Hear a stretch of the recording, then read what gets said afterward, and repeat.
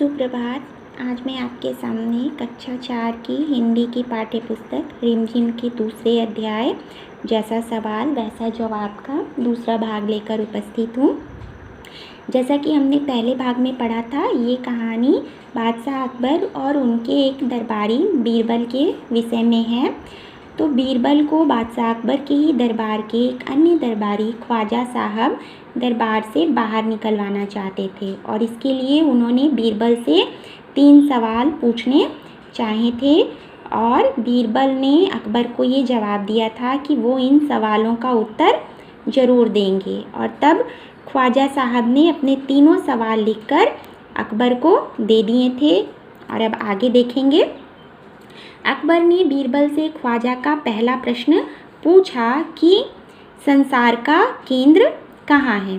बीरबल ने तुरंत जमीन पर अपनी छड़ी गाड़कर उत्तर दिया, यही स्थान चारों ओर से दुनिया के बीचों बीच पड़ता है।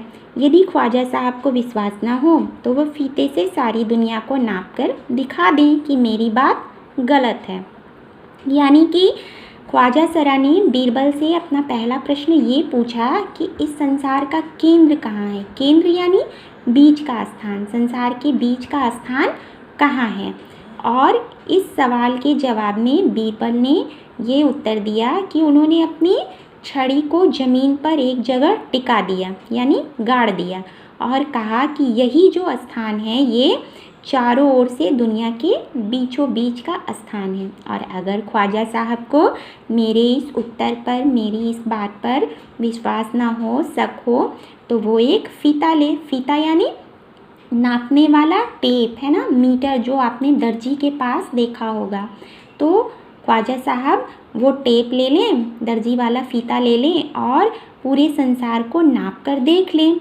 और अगर ये जगह जो मैंने बताई है संसार के बीचों बीच का नहीं हुआ तो फिर मैं मान लूँगा कि मैंने गलत जवाब दिया है। अब देखिए बीरबल कितने चालाक थे, उन्हें अच्छी तरह से पता था कि संसार को नापा नहीं जा सकता है, तो इसीलिए उन्होंने ये उत्तर दिया कि ख्वाजा साहब संसार को नाप कर देख लें। अब ख्वाजा साहब को मजबूरी में इस पहले प्रश्न को सही मानना ही पड़ा। आगे अकबर ने दूसरा प्रश्न किया, आकाश में कितने तारे हैं। ठीक है, क्या प्रश्न किया अकबर ने कि आकाश में कितने तारे हैं। और इस प्रश्न के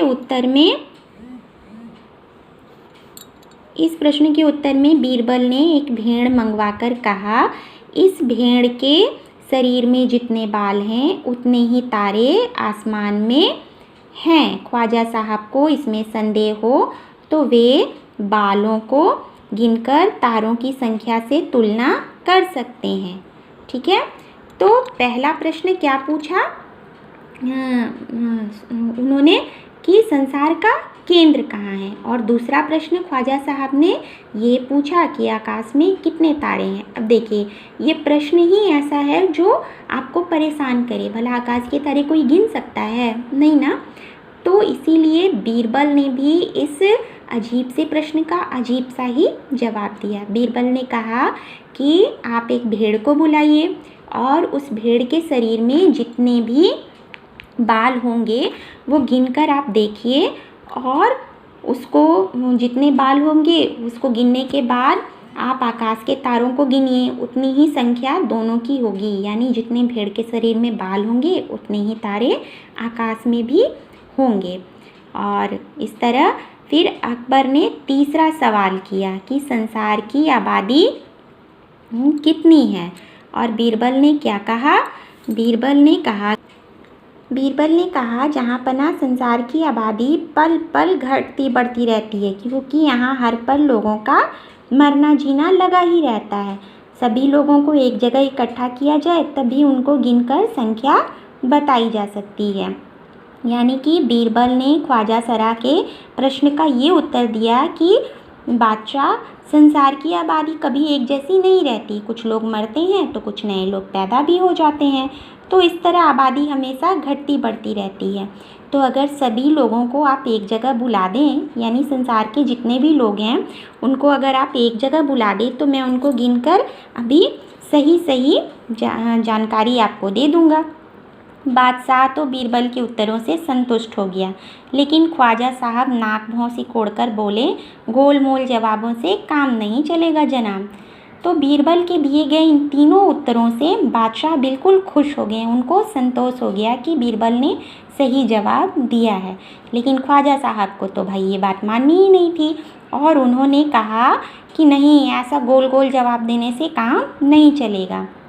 तो बीरबल बोले कि ऐसे सवालों के ऐसे ही जवाब होते हैं, पहले मेरे जवाबों को गलत साबित करिए तब आगे बढ़िए। और ख्वाजा साहब इस पर कुछ भी बोलते नहीं बना। तो बीरबल ने ख्वाजा साहब से कहा कि पहले आप साबित तो करिए कि मैं गलत हूँ, तब तो मैं आगे आपको जवाब दूँ।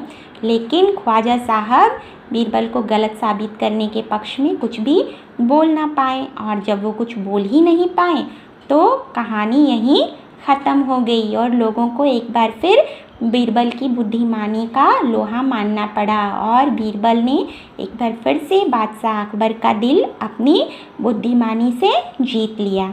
तो ये थी अकबर और बीरबल की कहानी, जो कि आपको बहुत ही पसंद आई होगी, ऐसी मुझे आशा है। इस कहानी को आप एक बार फिर से पढ़िए। इसके कठिन शब्द जो भी आपको कठिन लगे उनको आप स्वयं ढूंढकर लिखने का प्रयास करिए। कल की कक्षा में मैं आपको कठिन शब्दों का अर्थ और इस पाठ के प्रश्नोत्तर बताऊंगी। तब तक के लिए आपका गृह कार्य ये है कि आप अकबर और बीरबल से जुड़ी कुछ और कहानियों को ढूंढिए। इसके लिए आप इंटरनेट का सहारा ले सकते हैं और उसके बाद आप बीरबल की बुद्धिमानी के किस्से पढ़िए। धन्यवाद।